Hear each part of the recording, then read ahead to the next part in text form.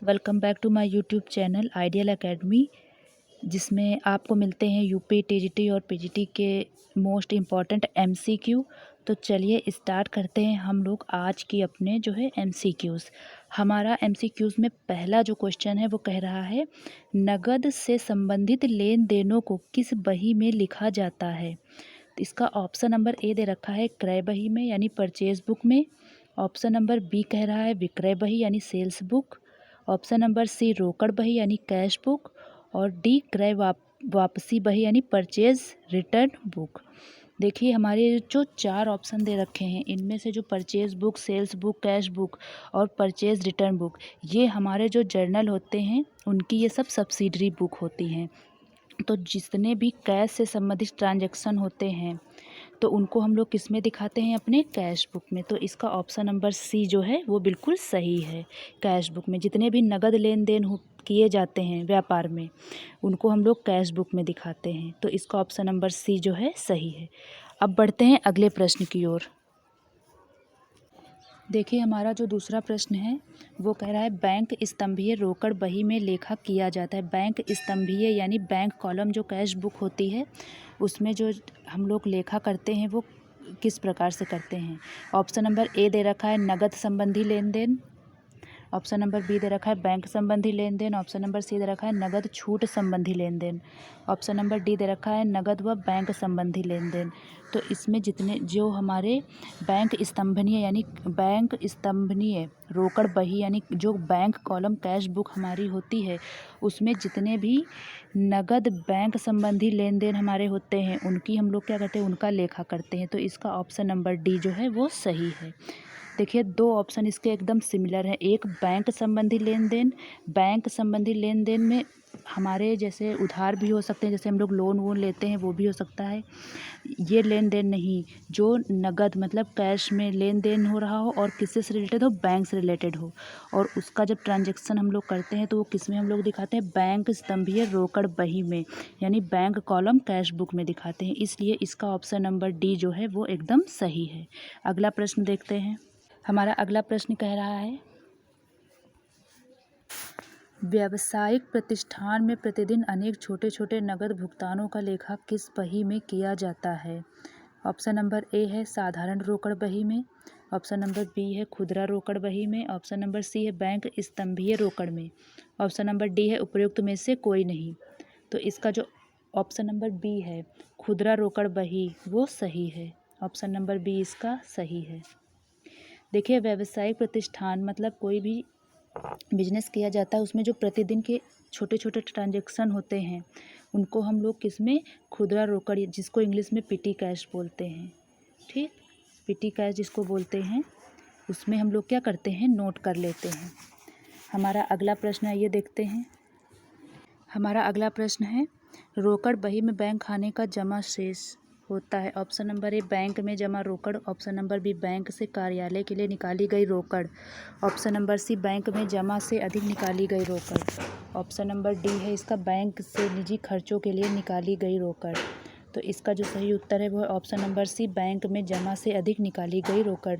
जब रोकड़ बही मतलब कैश बुक में जब हम लोग जो बैंक अकाउंट होता है उसका जब हम लोग जमा यानी क्रेडिट शेष जो होता है, जमा बैलेंस, ठीक, तो उसको हम लोग किस में दिखाते हैं, बैंक में। जब हम लोग कोई भी जितनी राशि हमारी जमा उससे अधिक जब हम लोग निकाल लेते हैं, जिसको ओवरड्राफ्ट बोलते हैं, तब हम लोग को क्या हो जाता है, जमा शेष। तो इसको क्या कहते हैं, बैंक में जमा से अधिक निकाली गई रोकड़ को, ठीक है।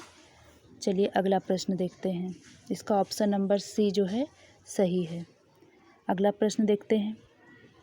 हमारा अगला प्रश्न है, वित्तीय लेखांकन के अंतर्गत खातों में खतौनी की प्रक्रिया है। ऑप्शन नंबर ए संक्षेपीकरण। ऑप्शन नंबर बी वर्गीकरण। ऑप्शन नंबर सी है अभिलेखित करने की। ऑप्शन नंबर डी निर्वचन करने की। तो इसका ऑप्शन नंबर बी सही है, वर्गीकरण करने की यानी क्लासिफिकेशन करने की।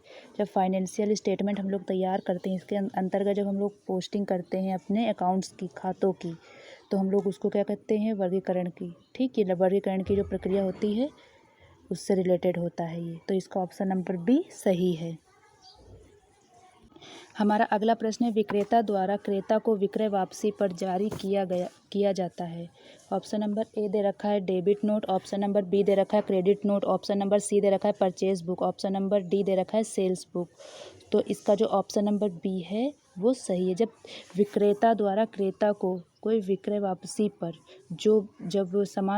जब विक्रेता होता है उसे क्रेता को जब वो विक्रय वापसी कर देता है अपने सामान की, ठीक, उसको तब हम लोग कौन सा नोट जारी करते हैं? क्रेडिट नोट जारी करते हैं। तो ऑप्शन नंबर बी इसका जो है वो सही हो जाएगा।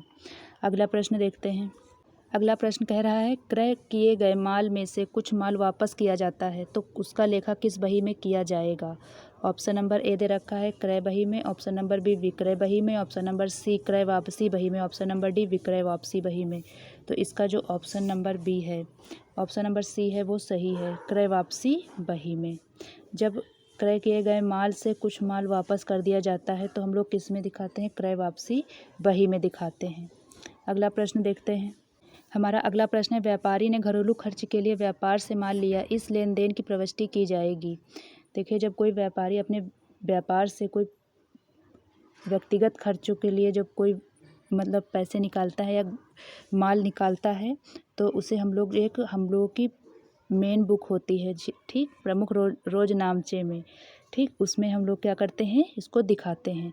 देखिए, इसका ऑप्शन नंबर ए दे रखा है क्रय बही में, ऑप्शन नंबर बी दे रखा है विक्रय बही में, ऑप्शन नंबर सी रोकड़ बही में, ऑप्शन नंबर डी प्रमुख रोज नामचे में। तो इसका ऑप्शन नंबर डी जो है वो सही है, प्रमुख रोज नामचे में हम लोग उसे दिखाते हैं। अगला प्रश्न देखते हैं। हमारा अगला प्रश्न है, अप्रत्यक्ष व्ययों का लाभ हानि खाते में हस्तांतरण करने पर किस खाते को जमा यानी क्रेडिट किया जाएगा? ऑप्शन नंबर ए दे रखा है रोकड़ खाता, ऑप्शन नंबर बी दे रखा है लाभ हानि खाता, ऑप्शन नंबर सी दे रखा है अप्रत्यक्ष व्यय खाता, ऑप्शन नंबर डी दे रखा है बैंक खाता। तो इसका जो ऑप्शन नंबर सी है वो सही है, अप्रत्यक्ष व्यय खाता। अप्रत्यक्ष व्ययों को हम लोग अप्रत्यक्ष व्ययों का जो प्रॉफिट एंड लॉस अकाउंट होता है उसको हम लोग किस में दिखाते हैं? अप्रत्यक्ष व्यय खाता यानी इनडायरेक्ट एक्सपेंसेस अकाउंट में हम लोग उसे दिखाते हैं। फ्रेंड्स, ये थे आज के क्वेश्चन। आई होप आप लोगों को ये क्वेश्चंस पसंद आए होंगे। अगर आपको मेरा ये वीडियो पसंद आया हो तो मेरे चैनल को सब्सक्राइब, वीडियो को लाइक और जितना हो सके मैक्सिमम बच्चों को शेयर कीजिएगा। अब मिलते हैं अगले वीडियो में। तब तक take care and thank you so much.